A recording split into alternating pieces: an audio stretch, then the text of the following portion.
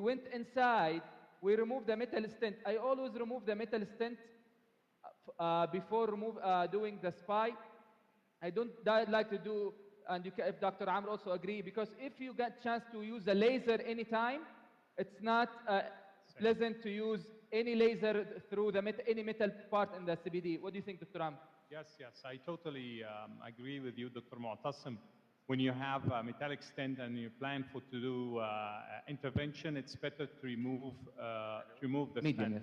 But the presence of the stents could help for the next examination to widen the CBD, which will facilitate the future extraction of any impacted or large stones. It's not only for drainage, but it acts as mechanical dilatation, especially for the distal portion of the CBD.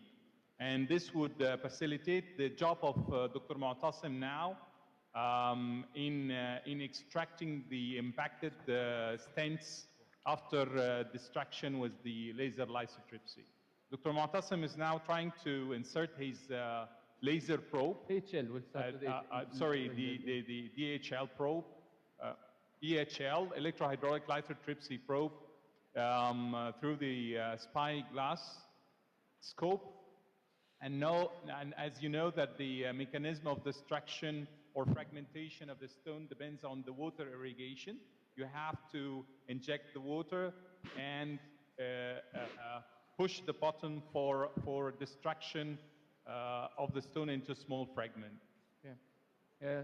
And as Dr. Am, we have to fill up the CBD with the water. EHL probe, if you don't give a barrier between the probe and the stone with the water, you will not have a best effect. It's not like a laser.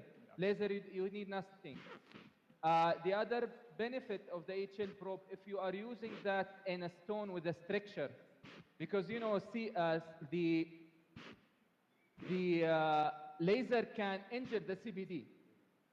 So if you have a stricture with the stone, don't use the laser.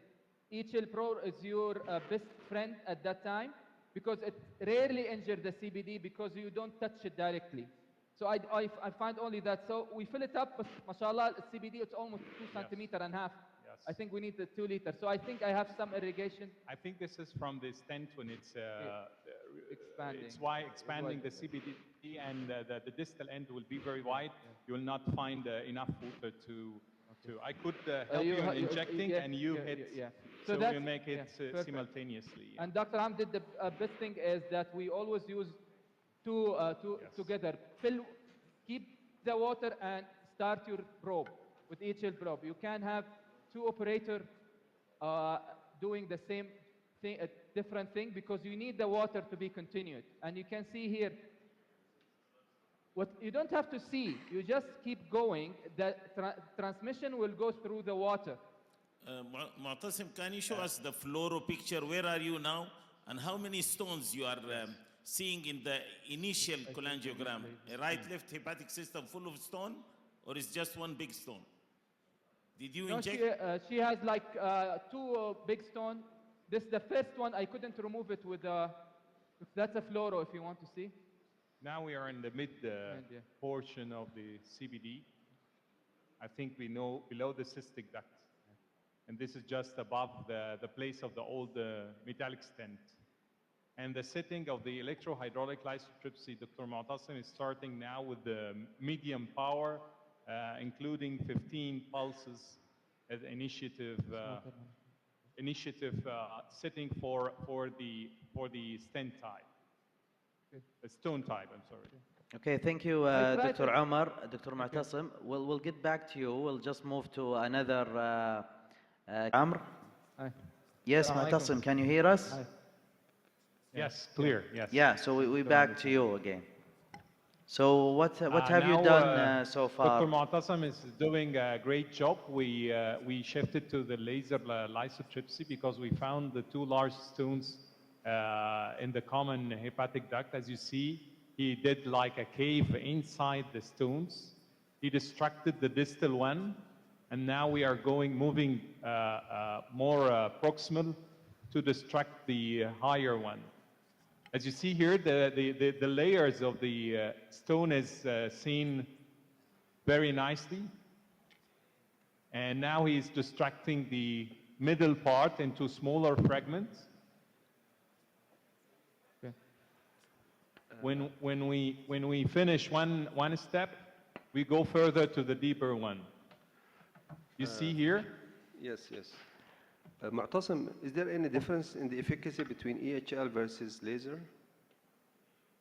So, a laser, safety-wise, like all the literature says they are both same. But we know that laser, if it has a direct injury to the wall, CBD wall, and remember, when we are dealing with the stone, we are not dealing with the healthy CBD, we are dealing with non-healthy CBD. So, laser can injure easily the CBD like not EHL probe. Especially EHL probe, as we said, we need the barrier, we need the water. So if you don't have water, EHL probe will not injure the worst. The second thing is, effective-wise, they are the same, but we know with a big, large, huge stone like this, you can break 4 EHL probe to break this one stone, while the laser has, it's a one probe, you can use it 10 times. Also for cost-effective, we know the EHL probe, you use the probe, you throw it one time. And the generator, it's also another cost, while in the laser, you use the same generator of the urology, the one they use for also lithotripsy. So that's a benefit of the laser. And as Dr. we just back to the case, you can see we are drilling through the stone. We are inside the stone. We are not in, you can see, guys, we are inside the stone. We are not, the duct is away from us.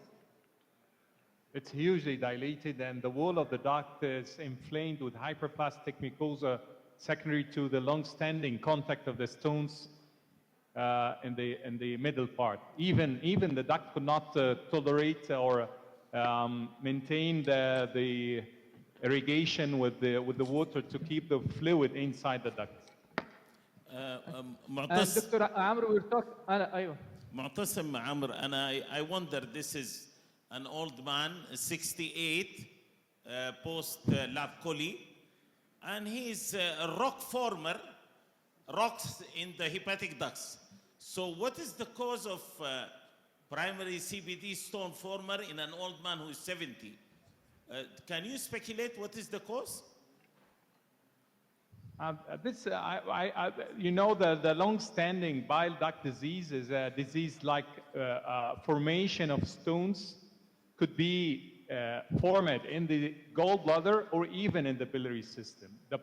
The problem in the bile salts and the cholesterol component of the bile, which will be like something related to the genetic of the patients or family related, even those patients who go to perform cholecystectomy, you find in those patients after a long time, 10, 15, 20 years, they refill their biliary system with a new stone. So they have their bile, high concentration of bile and cholesterol, which will be behind this reformation of the stones. And that's why even for my patients, when they do cholecystectomy, I keep them on orthodeoxycholic acid and maintaining their diet control, because I know that they are still lean to more stone formation, new stone formation in the biliary system.